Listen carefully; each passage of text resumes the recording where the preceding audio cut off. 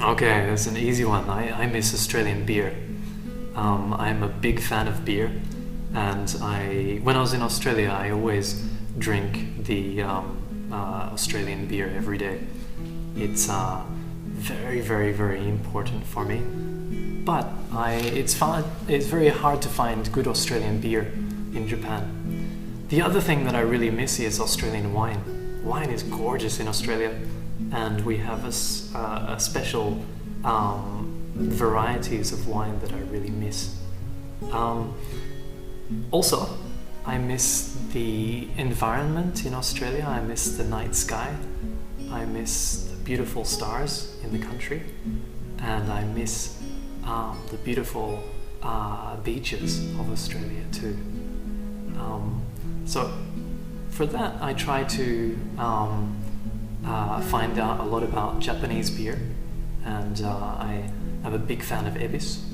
That's a good substitute for Australian beer, and I often try to go to the beach in Japan as often as I can, and that reminds me of Australia.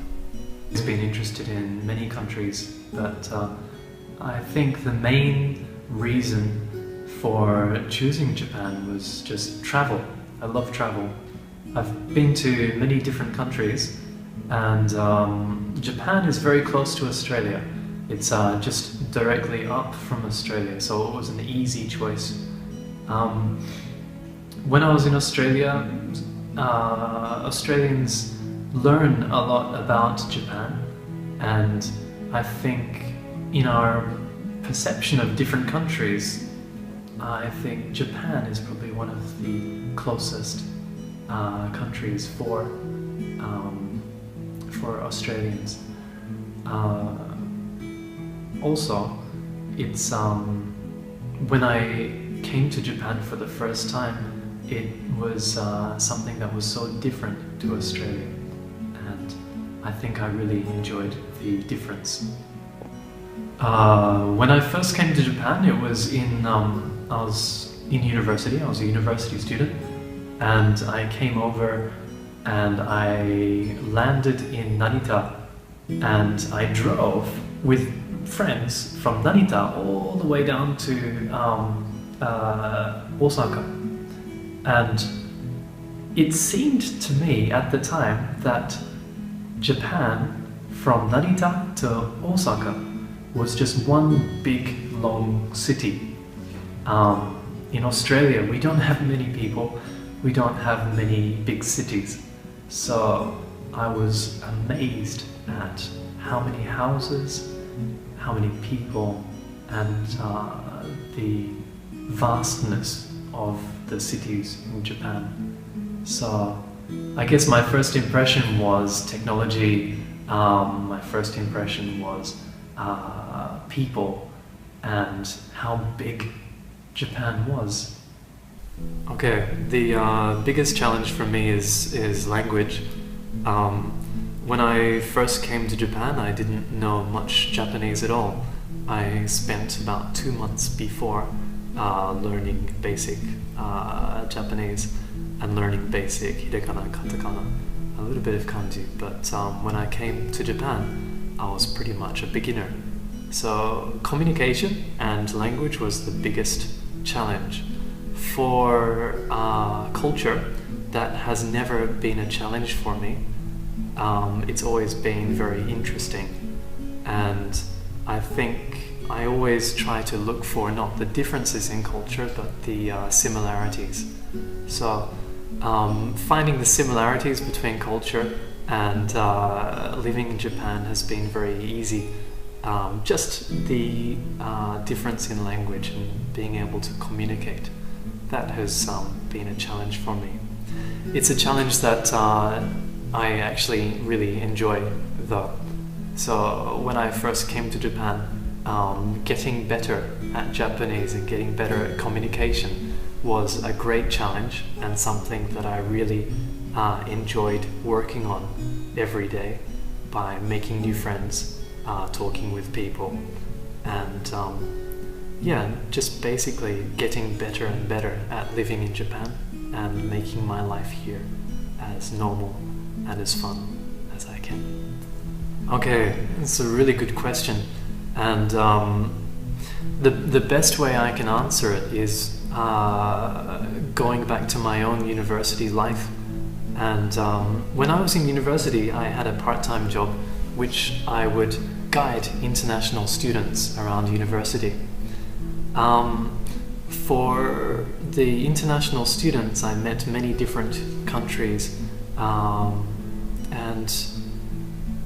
it was interesting to see Japanese students in Australia because I think the Japanese students that I met in Australia and that I guided around were very, very interested and very excited to be in Australia.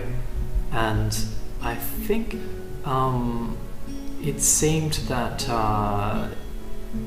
the other Australian students were had more experience with traveling abroad, more experience with different cultures. And Australia is a very multicultural society, and it's very normal to have your neighbor who is Chinese, or your neighbor who is from Greece, or your neighbor who is from Italy or America or somewhere in Europe. So the difference in culture is not so exciting, but for a lot of the Japanese students who came over in my university, it was very exciting for them and a very big difference from their own home country to visit somewhere so different. So the main difference, I think, is the getting used to, I guess, a multicultural environment. Okay, my family were teachers, my father, my mother, and my sister, and basically my family really loves learning. We love studying, and there was no pressure in my family to become a teacher, but when I started teaching, I found that it was very exciting, and it was fun for me to learn. It was a challenge, and it was really great for me to see people get better, to improve, and to be around people who are learning. It's a great job, and it's a very exciting job. I think the students learn a lot in class, but I also think that teachers learn a lot from their students, and that for me is always exciting. Okay, I have many future goals. The first one for the future will be more study. I want to go back to study more and go back to university, because it's a lot of fun, and I kind of miss studying a little bit. So in the future, I will do study part-time while I'm working, and I will enjoy doing that, I think. The next goal for that after study would be to travel a little bit more with my family. After study, my daughter will be a little bit older, so we can travel around a little bit more. So the long-term future goals will be to travel around the world just a little bit more. I want to have a comfortable home, maybe in Japan or maybe somewhere else, but supporting my family and making sure that my daughter is happy and that I can have enough money to buy beer sometimes. Those are my goals.